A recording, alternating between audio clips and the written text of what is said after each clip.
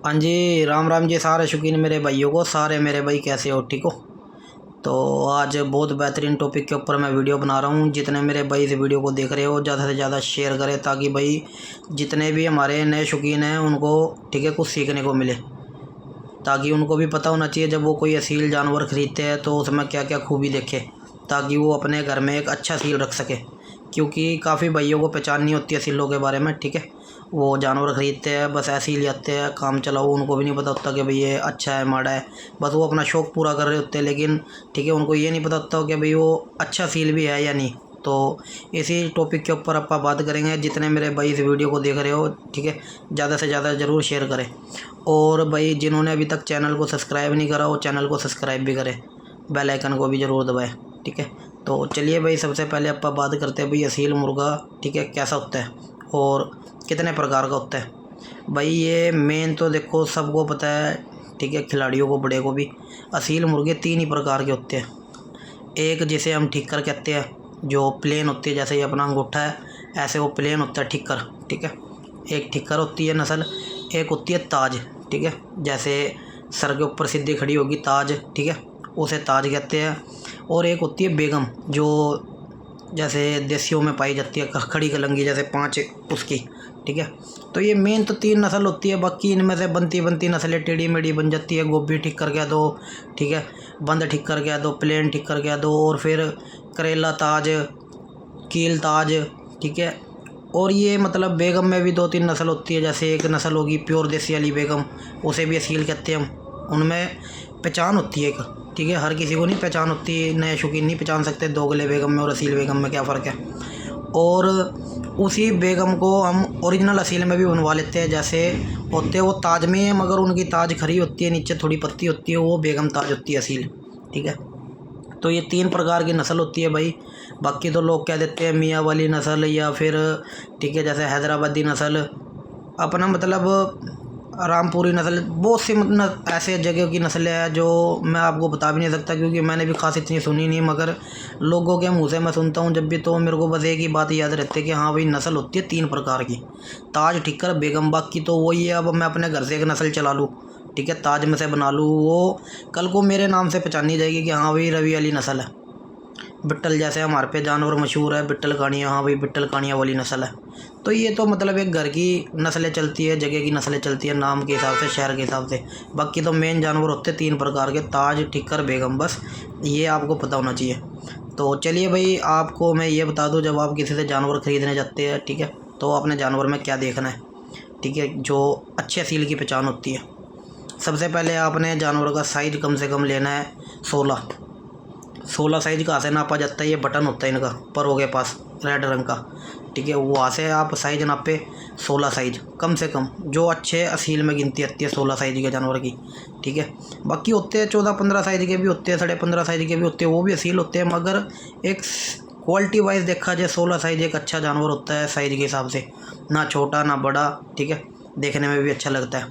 और उसका फेस आपने देख के लेना है, फेस होना चाहिए गोल, ठीक है, मुक्का जो नुक्का होता है वो होना चाहिए मोटा, क्योंकि फेस गोल है, नुक्का पतला है, बिल्कुल छोटा सा है, ठीक है, जैसे लंबाई में कह दो, ठीक है, वो नुक्का जानवर पे अच्छा नहीं लगता, ठीक है। तो फेस होना चाहिए गोल, नुक्का होना चाहिए मोटा, ठीक है। चाहे नुक्का छोटा भी हो वो भी चल जाएगा, लेकिन नुक्का अगर बड़ा भी होगा तो उसमें भी मोटापन होना चाहिए नुक्के में, अगर फेस गोल है तो। और अगर फेस पतला है तो जानवर का नोका थोड़ा लंबा होना चाहिए, ठीक है, वो चाहे मोटा भी ना हो इतना, बस नॉर्मल होना चाहिए। ज़्यादा पतला फेस के हिसाब से, अगर नोका ज़्यादा पतला है तो उसका कोई बेनिफिट नहीं है, वो दोगले की गिनती में मुर्गा, ठीक है, चाहे वो वैसा कसील हो मगर उसकी गिनती दोगले में।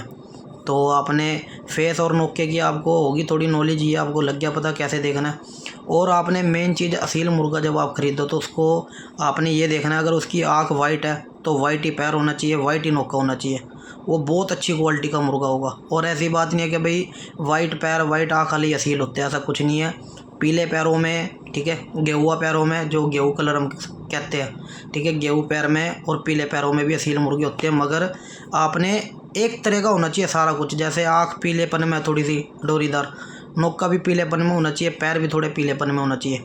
या फिर गेहूँ कलर में है तो आँख जैसे गेहूँ कलर में, नोक भी गेहूँ कलर में और पैर भी गेहूँ कलर में होने चाहिए, ठीक है, जिसको नॉर्मल वाइट कह देते हैं हम, ना वो ज़्यादा वाइट की गिनती में आती है ना पीले की गिनती में आती है पैर, गेहूँ कलर जो होता है। इससे क्या है, वो एक क्वालिटी हो जाती है, एक तरह का हो गया, जैसे आँख होगी, ठीक है, वैसी नोका हो गया, वैसी पैर हो गया, तो उस मुर्गे की क्वालिटी है।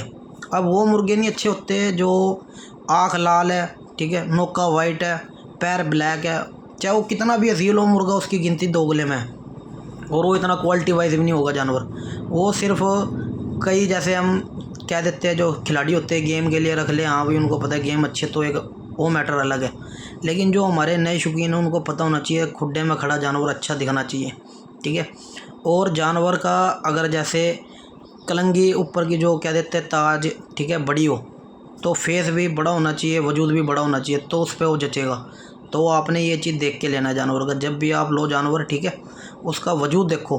अगर उसका वजूद अच्छा है और डंडों का शेप भी उसके हिसाब से अच्छा है, अब ऐसा नहीं कि मुर्गा तो काफ़ी लंबा चौड़ा है, पैर उसके पतले पतले से छोटे छोटे से, तो उसकी कोई गिनती नहीं है, ठीक है, उसकी कोई वैल्यू नहीं है सील में। तो एक सरे का सब कुछ होना चाहिए। अगर मुर्गा, ठीक है, 16 साइज में हो गया, चेहरा मीडियम ले रहा है, नोका मीडियम ले रहा है, आँख मीडियम ले रहा है, पैर मीडियम ले रहा है, तो वो अच्छा मुर्गा है।